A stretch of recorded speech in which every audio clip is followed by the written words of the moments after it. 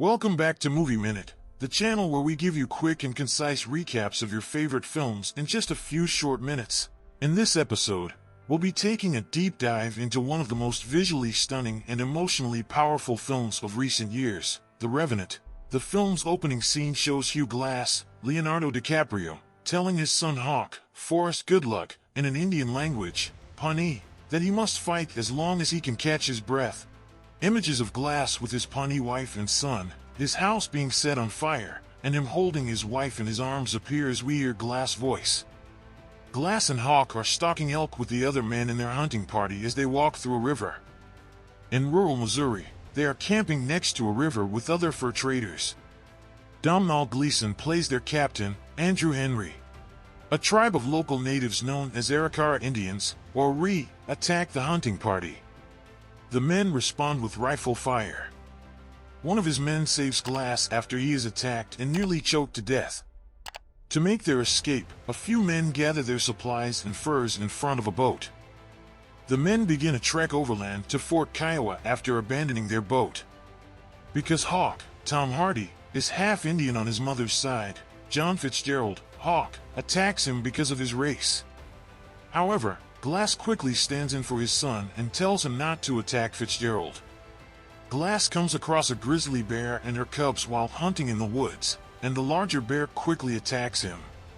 The bear hooks and nibbles Glass, tossing him around as Glass attempts to guard himself. He figures out how to shoot the bear, yet it doesn't kill her. She comes back at Glass, who grabs his knife and repeatedly stabs it as they both fall down a hill. The dead bear lands on top of Glass when he lands in a gully. Later, the men locate Glass and attempt to treat his severe wounds. Glass only slows the men in the hunting party down as they carry him on a makeshift stretcher. They try to lift him up a hill, but he slides and knocks the other men down. Fitzgerald suggests that they should simply kill Glass and put an end to his suffering. Anyone who stays behind with Glass will receive $75 from Henry. Even Fitzgerald makes the decision to remain with them until Glass expires after Henry increases the payment offer to $100. Glass is still in a lot of pain and still sees his wife and the day his house burned down. Fitzgerald tries to persuade Glass to let him put Glass out of his misery so that no one else, including Hawk, is slowed down or left to die alone. Fitzgerald suggests that Glass should blink if he agrees, knowing that Glass would eventually have to blink, whether or not he intended to accept Fitzgerald's offer. Glass cannot speak. Fitzgerald deliberately interprets this as blinking, and he immediately begins to smother Glass. Peddle appears, seeing Fitzgerald covering his dad. Sel begins to call Bridger for help, prompting a battle with Fitzgerald in which the man wounds Bird of Prey in the mid-region, then, at that point, allowing him to drain out as Glass observes vulnerably. Fitzgerald tells Bridger that he doesn't know where Hawk went after getting rid of his body. Fitzgerald drags Glass into the hole and partially buries him alive under a pile of dirt after already digging a grave for him. Fitzgerald takes Bridger's rifle and turns it on Fitzgerald, who then uses it against Fitzgerald. He pulls the trigger, but the rifle clicks on an empty chamber when it is unloaded. They are still moving. Glass stumbles haphazardly out of the dirt upon awakening. In an effort to obtain warmth and food, he begins to crawl through the woods. He discovers that the cold has frozen Hawk's body. Glass commits to remain by his child's side. To keep warm, he finds a thick bear fur to take with him. He eats old bone marrow and roots as he continues to move through the forest. He tries to start a fire for extra warmth and uses some of the gunpowder he has left over to close the wound in his throat. Glass rides down the rapids to get away from the Indians, who are getting closer and closer in the area. Bridger and Fitzgerald are still moving. They find a burned-out town with bodies spread out on the ground. One woman sees the men as she emerges from her burned-out hut. Bridger quietly provides her with some food. Glass is becoming more hungry and colder. He strolls into the waterway and eats a live fish. He sees a Pawnee Indian eating a bison's carcass as he climbs a hill. Glass cautiously approaches him and asks for food. He receives an organ from the Indian, which Glass devours fervently. The Indian notices that the bare wounds on Glass' body are beginning to rot in the morning. Glass claims that his men killed his son and left him for dead. Henry receives his payment after Fitzgerald informs him that they were unable to rescue Glass or Hawk. Bridger keeps her mouth shut, but she is angry and refuses a bonus pay. The first time in a long time that Glass has appeared tranquil, they spend the evening sitting and eating snow.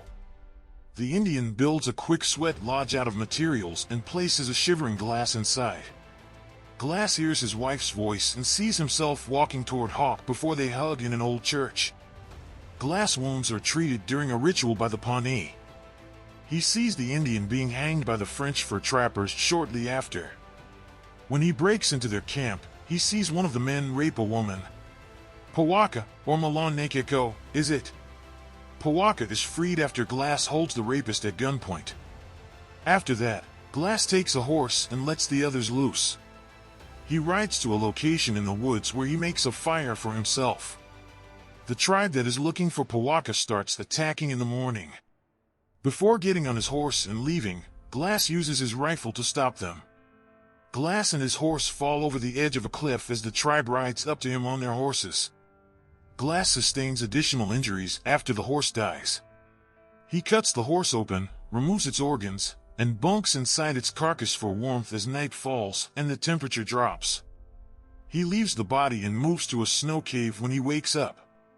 He carves, "Fitzgerald killed my son in there." After Fitzgerald buried Bridger, one of the French hunters arrives at the outpost with Glass' canteen, which Bridger left on the dirt pile.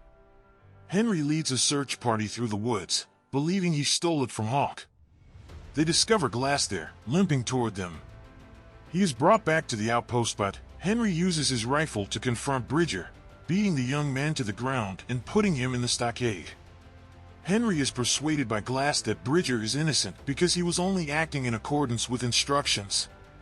Additionally, he tells Henry that he witnessed Fitzgerald murder his son. Glass asks Fitzgerald to find him himself when he learns that he's headed for Texas. Glass agrees reluctantly to join Henry in the hunt. When they come across Fitzgerald, the two of them split up to go after him from opposite sides. Henry plans to bring Fitzgerald back to be tried for murder after finding him first. Fitzgerald is responsible for Henry's death after the two men exchange gunfire. Glass uses a branch as a prop to reposition Henry on top of his horse after finding his body. They ride on considering Fitzgerald, who shoots his rifle from a good ways. He thinks he has killed Glass, but Henry was killed by gunshot. Fitzgerald is wounded when Glass fires a shot, and he flees as Glass pursues. Fitzgerald fires at Glass when they get into a tight spot in the woods. Fitzgerald flees to the creek, where Glass discovers him, and the two of them get into a fight. Glass turns the knife on Fitzgerald after Fitzgerald nearly stabs him. Fitzgerald puts his hand in Glass's face, but Glass fights back and nearly kills him before Fitzgerald tells him that killing him won't bring his son back. Glass sees Powaka and the Indians who had been pursuing him on the other side of the creek. He pushes Fitzgerald into the water and lets him float over to the Indians after deciding that God is in control of retribution. Fitzgerald is taken by the chief, who uses his knife to kill him. Glass is once more on his own, wandering the icy land, despite having exacted his vengeance. A vision of his wife once more entering the light causes him to kneel down. Glass's eyes are shown filling up with tears in the final shot.